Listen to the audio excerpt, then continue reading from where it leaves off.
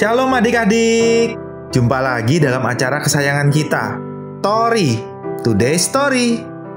Hari ini, Kak Christian punya cerita yang bagus loh.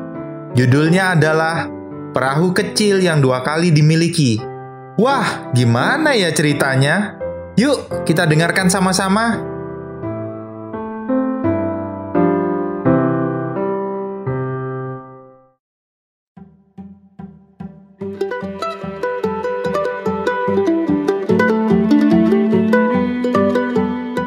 Ada seorang anak kecil namanya Bob.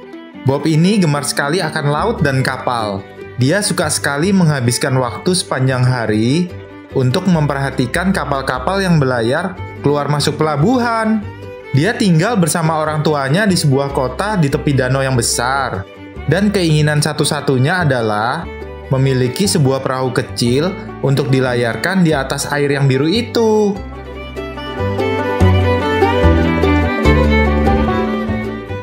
Pada suatu hari, ayah Bob berkata, "Bob, mengapa kamu tidak membuat sebuah perahu? Ayah akan membelikanmu bahan-bahannya, dan kau bisa mengerjakannya di gudang." Hal ini membuat Bob jadi senang sekali. Tidak lama kemudian, dia menunjukkan kepada ayahnya sebuah perahu kecil, hasil karyanya sendiri. Kakak rasa, Bob lebih menyukai perahu kecilnya daripada mainannya yang lain. Karena itu buatannya sendiri. Alangkah senang hatinya Bob saat ia mengerjakan perahu itu. Bob mengecat kapalnya dengan warna merah, serta memasang layar kuning. Perahu kecil itu tidak cukup besar untuk memuat penumpang, tetapi perahu kecil itu dapat berlayar di danau kalau diikat dengan tali yang panjang.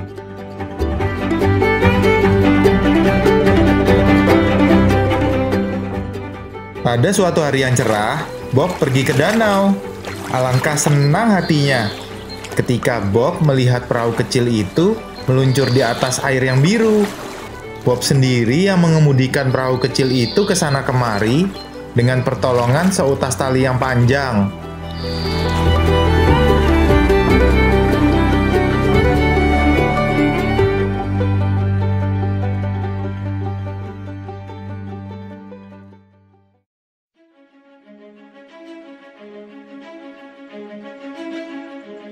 Semua berlangsung dengan baik selama beberapa waktu.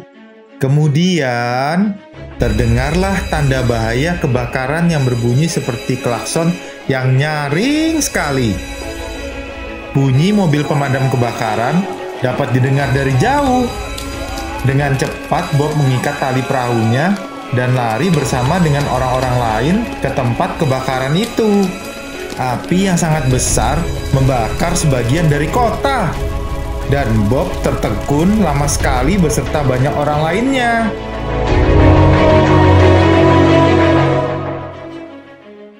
Akhirnya teringatlah Bob akan mainannya. Dengan segera ia kembali ke danau, tetapi sayang, perahu kecil itu tidak terlihat lagi. Kemudian, Bob berjalan menyusuri pantai. Dengan teliti dicarinya perahu kecilnya yang berwarna merah dan kuning, tapi tidak ditemukan jejaknya. Ayahnya menyarankan Bob untuk membeli perahu yang baru, tetapi Bob berkata, "Tidak, Ayah. Tidak ada perahu lain seperti perahu yang telah aku buat."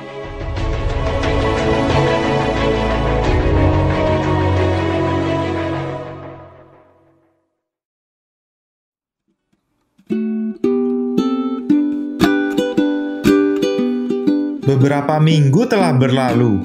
Terjadilah hal yang aneh. Ketika Bob dan ayahnya sedang berjalan-jalan, tiba-tiba Bob melihat sebuah perahu kecil di etalase sebuah toko. "Oh, Ayah, lihatlah," teriaknya. "Bukankah itu perahuku? Perahu buatanku yang berwarna merah dan kuning." "Apakah kau yakin, Bob?" tanya ayahnya. "Tentu, Ayah. Aku yakin sekali. Lihatlah tanda inisial namaku di layarnya." "Tetapi, Bob, perahu itu ada harganya. Perahu itu dijual," sambung ayahnya. Mereka memasuki toko dan di luar dugaan ayahnya, Bob berkata kepada pemilik toko itu, Maaf Pak, perahu ini bukanlah perahu milik Bapak. Kemudian, ayah Bob menceritakan tentang kisah perahu kecil itu kepada pemilik toko yang sedang bingung. Lalu, pemilik toko berkata bahwa ia membeli perahu kecil itu dari seorang nelayan. Tepat pada malam terjadinya kebakaran yang hebat itu. Sambil menoleh kepada Bob, pemilik toko berkata, Nak, saya akan menolongmu. Saya akan berikan perahu itu kepadamu, dan kamu bayar harga yang telah saya bayarkan kepada nelayan itu. Setuju?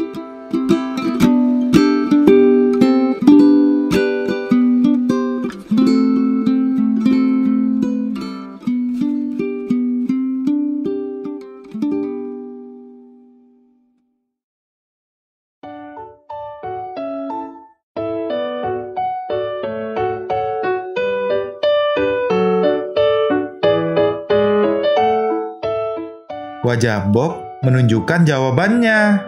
Dengan uangnya sendiri, dibelinya perahu kecil itu yang telah dibuatnya sendiri.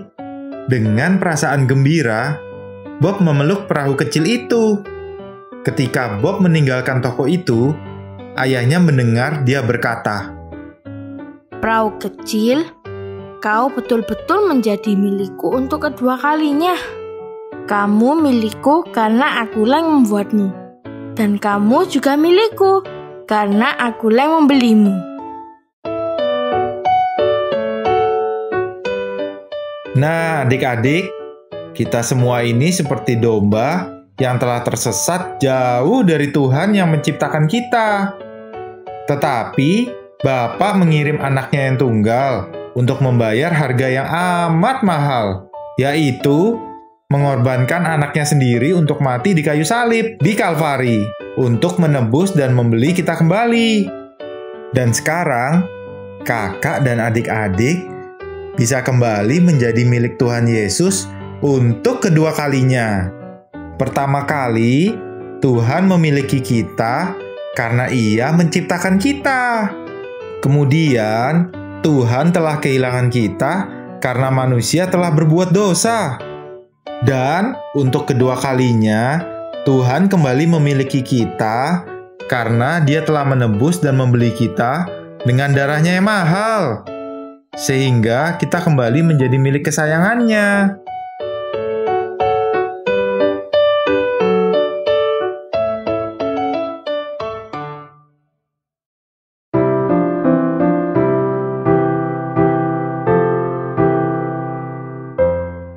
Nah, adik-adik, bagus ya ceritanya.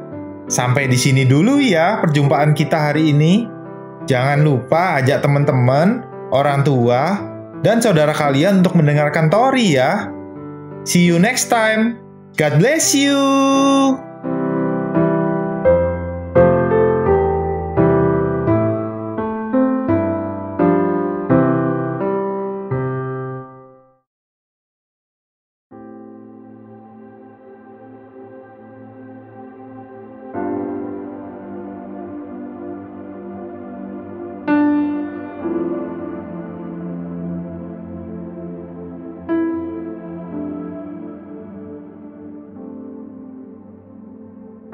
Shalom adik-adik, apa kabar hari ini? Sebelum mendengarkan firman Tuhan, mari kita berdoa terlebih dahulu. Tuhan Yesus, terima kasih buat pemeliharaanmu atas hidup kami hari ini. Kami ada dengan tubuh yang sehat, itu semua karena kasih dan kemurahan-Mu. Sebentar kami mau mendengarkan firman Tuhan. Berilah kami hati yang lemah lembut, sehingga firman-Mu mengubah kami semakin baik dan berkenan di hati-Mu. Di dalam nama Tuhan Yesus kami berdoa. Amin.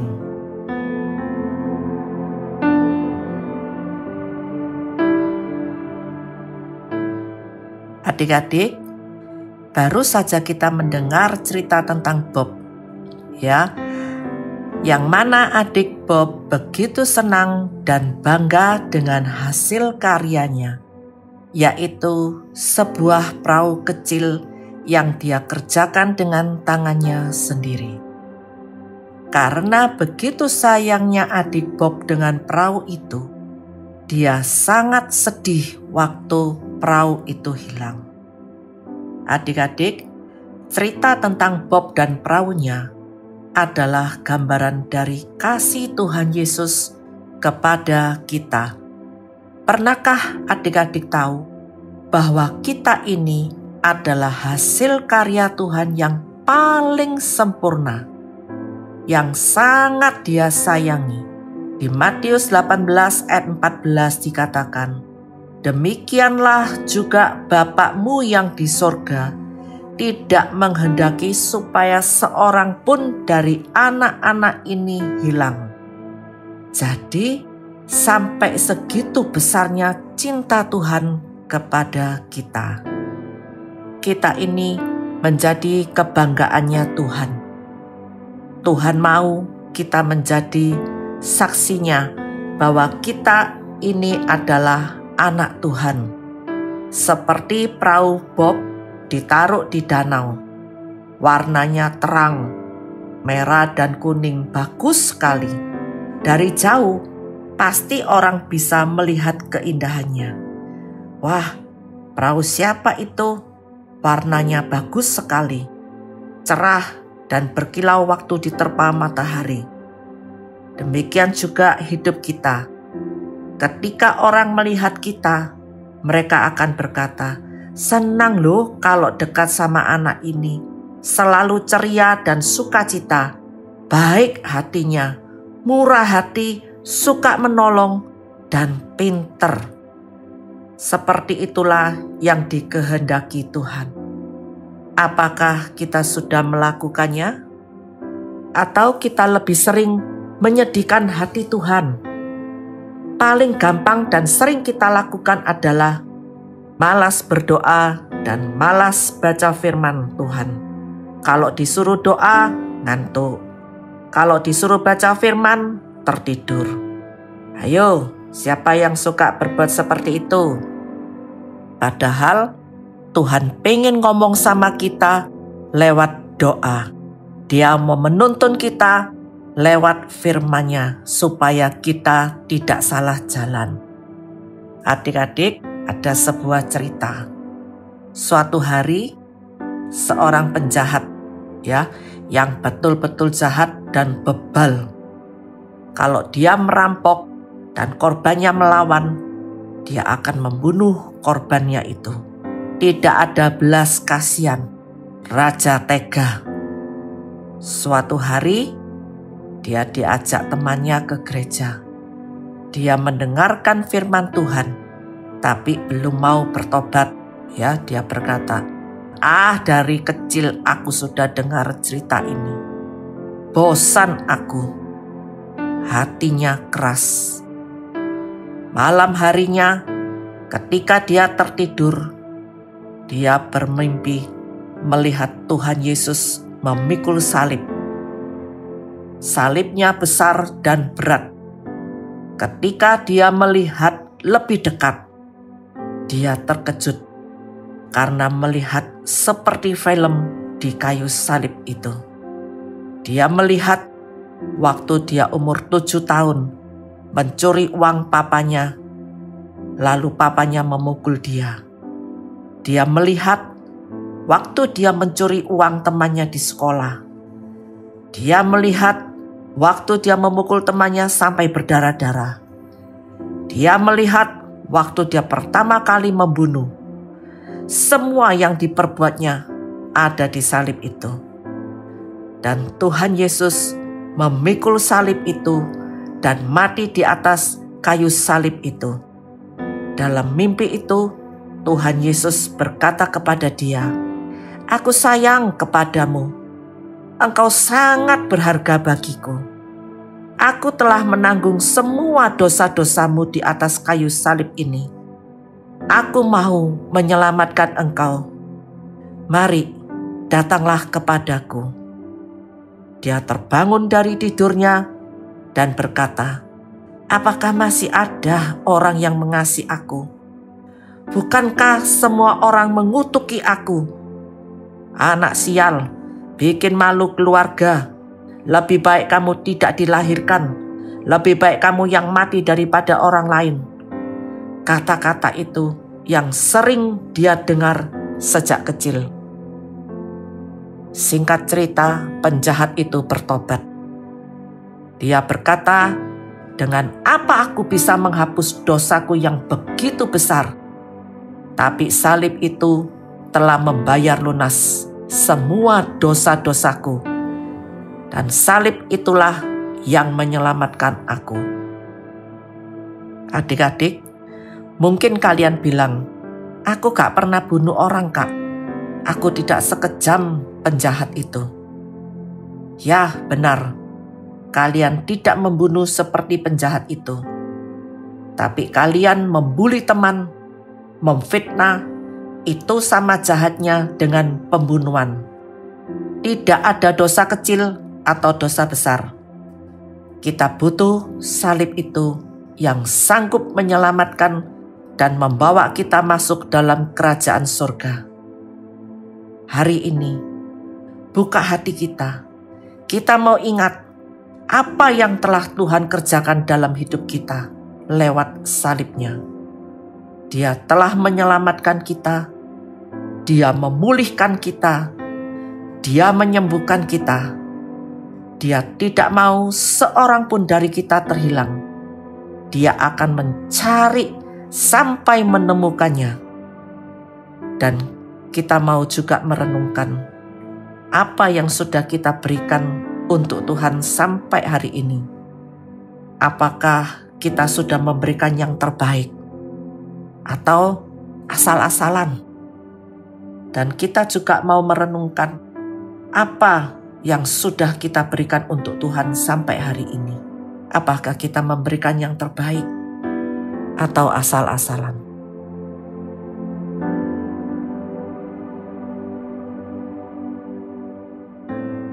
Mari kita berdoa. Tuhan Yesus, terima kasih buat kasih-Mu kepada kami. Yang terbaik sudah Engkau berikan kepada kami. Dan kami mau belajar memberikan yang terbaik untuk-Mu. Menjadi terang bagi orang-orang di sekitar kami. Supaya mereka mengenal Engkau juga. Roh Kudus, tolonglah kami. Perbarui pikiran kami. Mampukan kami. Di dalam nama Tuhan Yesus, kami berdoa dan mengucap syukur. Amin.